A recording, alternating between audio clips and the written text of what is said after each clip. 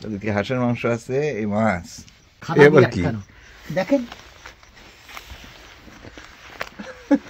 কয়টা পদ্মা দিয়ে আটকানো, আপনি এসে যাতে ঠান্ডা না খান। শোল।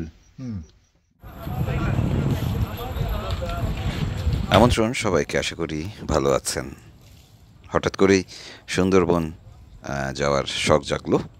ঢাকা থেকে রওনা দিয়ে সোজা মংলা থেকে রাতের বেলায় চলে গেলাম বেলায়েত সর্দারের বাড়ি। সর্দারের বাড়িতে রাতে থাকবো আমরা, খাওয়া দাওয়া করব, পরদিন সকালবেলা রওনা দেব সুন্দরবনের উদ্দেশ্যে। মংলা পৌঁছেই খেয়া পার হলাম। আমি ছবি তুলতে চাচ্ছিলাম না, যাও। কাকা কই উঠছেন কাকা? গাড়িতে। কয়জন উঠছে? 3 জন। ঠিক আছে ঠিক আছে, চলেন, যেতে পারবেন? যাই, চিলা বাজারে যাই। ও ভাই, এই গাড়ির কি কায়দা, কাকায় কি দেখাচ্ছ? চলেন। রাত প্রায় 2টা বা 2:30 হবে, অনেক রাত, শীতের রাত। তাই বেশিক্ষণ দেরি করলাম না, সোজা রওনা দিলাম চিলা বাজারের উদ্দেশ্যে। সেই চিলা খালের উপরে যে সেতু, সেটি পার হচ্ছি আমরা। সামনে চিলা বাজার। সর্দার অবশ্য দোকানদারকে ডাকতে চাচ্ছিলেন, আমি বললাম যে আপাতত চা খাবো না, সোজা তার বাড়িতে যাব, বিশ্রাম নেব। আরে বাবা, ফুল গাছে ভরা। যাক, অনেক রাত হয়েছে, সকালবেলা বাকিটা দেখবো। ফুল গাছ ছাড়া কোনো কথা নেই, ভর্তি ফুল গাছে। ওই সকালবেলা ঘুম থেকে উঠে হ্যাঁ, ওই সামনে চার দোকানে যাওয়ার সময় হ্যাঁ, মনটা ফুলের মতো পবিত্র হয়ে যায়। ফিরে আসার সময় আবার বাড়ি চক্রান্ত করার জন্য ঘুরে যায়, আর মনের মধ্যে ফুল থাকে না। একদম ভর্তি। যাক, সকালবেলা দেখবো নি দিনের আলোয়। বাড়ি সবাই বলেছে ভিলেনগিরি নাকি আপনার কাছ থেকে শিখেছি। আমার কাছ থেকে? আমার মতো মানুষ বলেছে সকালবেলা, এটা প্রমাণিত হবে। ওকে, ঠিক আছে, প্রমাণ করানো লাগবে, আপনার কাছে শিখি। সকালে চা খাইতে খেতে হবে নি। আমার উপর সব দোষ দিয়ে। হ্যাঁ, দেখে দেখেছেন হুম, কোনটা খাবেন? তো পাকাগুলো সব তো খাই ফেলছেন। আমি খাইনি। কে খাইছে? ভাইপোরা। যে এসে চায় তারে দেয়। এটা হচ্ছে খাজা বাবার ভান্ডার। ওকে, ঠিক কলা আছে। কিন্তু আপনার জন্য ওই কাহিনী আছে, পাকলেও আপনার, না পাকলেও না, কিন্তু আমার কলা তো পেলাম না এখনো কোনোদিন। ওই আমার ঘাড়ে তুলে দিতে চায়, আমি নিতে চাই। সর্দারের বাড়ির সবাই ঘুমিয়ে পড়েছেন, তবে আমাদের খাবার দাবারগুলো ঠিকঠাক রাখা ছিল। এখানে শীত লাগিছে। হুম, এটা ভাত, ভাতে শীত লাগিছে। খাতা বালিশ পেঁচা না, আরেকটা আছে, বাইর কর। এই খাতা বালিশ পেঁচা, বেশ শীত লাগিছে। আরেকটা নিয়ে আয়।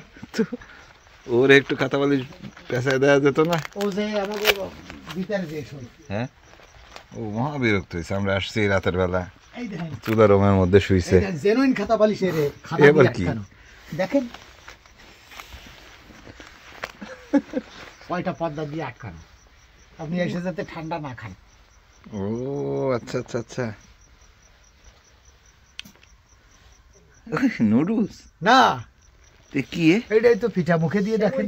ওইটা পিঠা? হ্যাঁ, এটা হাঁসের গোশত দিয়ে খায়। এই যে, ও আচ্ছা আচ্ছা আচ্ছা, এটা কি বানানো? হ্যাঁ, হাতে বানানো। ভালোই তো স্বাদ। এটা হাঁসের গোশতের ওই ঝোলটা দিলে আরো স্বাদ লাগবে। এই হাঁস আমার না তো? না, আপনার তো কালকে খাওয়া হয়ে গেছে, কালকে 3টে একসাথে হয়েছে তো। কি হাঁসের মাংস আছে, এই মাছ কি মাছে বড় মাছ লাগে? ওইটা হচ্ছে ওই সাগর শৈল। শোল। ওই যে কালিজিরা ভর্তা খেতে হবে। যাক, আমরা খাওয়া দাওয়া সেরে নি, খাবো, মন মিটায় খাবো, কেউ চিনি না। এটা তাহলে আপনাদের রান্নাঘর আর খাবারের ঘর নাকি? হ্যাঁ, এটা রান্নাঘর আর খাবারের ঘর। জনসংখ্যা বেড়ে গেছে না? অনেক বেড়ে গেছে লোকজন।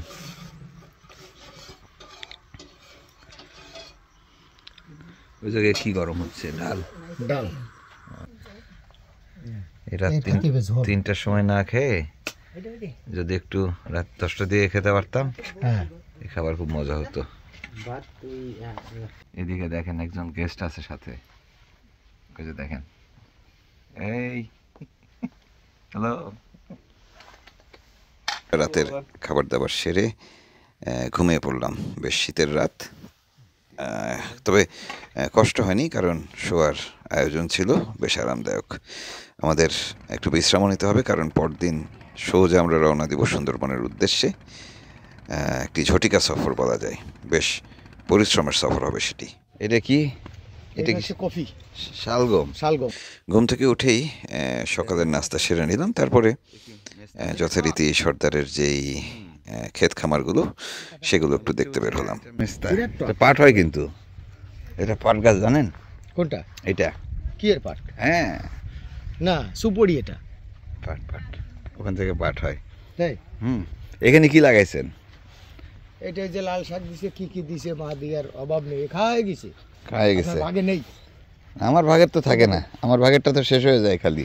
এই যে মূলো শাক আছে, এখানে গাজর, গাজর, গাজর, ওই ওখানে পালং শাক, আর হচ্ছে আপনার ওই পাশে হচ্ছে পুঁই শাক, সরিষা, ডাল সব দেওয়া। ওগুলোও দিছেন? হ্যাঁ। ইস, এই যে এই ক্ষেতটা ভালো হয়েছে, সুন্দর। খাইয়ে এখানে খাইয়ে কপি দিছেন, হ্যাঁ। এ হচ্ছে মূলা। সব কি হাইব্রিড লাগাইছেন? না, এটা 2 কেজি 2.5 কেজি 3 হুম। কেজি সাইজ একটা মূলা। বুঝতে আমার পারছি। বড় মূলা তোলা আছে না? আচ্ছা দাও। সব হাইব্রিড, হাইব্রিড, সব হাইব্রিড। দেশি লাউ আমরা ডিগবাজি, ডিগবাজি। আরেকটা ট্যাগ থেকে গেছে মাটির নিচে। মাটির নিচে এসে এসে ছোট জালি এখন। বুঝছি। আমরা থাকেন তাহলে, যাই, আসি। হ্যাঁ,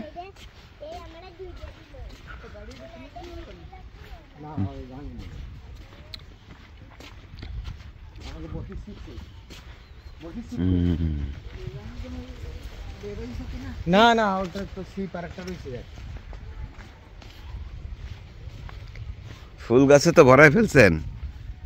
আমরা যাই তাহলে, শীত পড়ছে, এবার একটু শীতের প্রস্তুতি নিয়ে যাওয়া লাগবে, অনেক শীত। কাঁচা এখনো বিশাল, এখনো বড় হবে, এত বড় হবে, 1 কেজি হবে একটা। অনেক কুমড়া লাগাইছেন।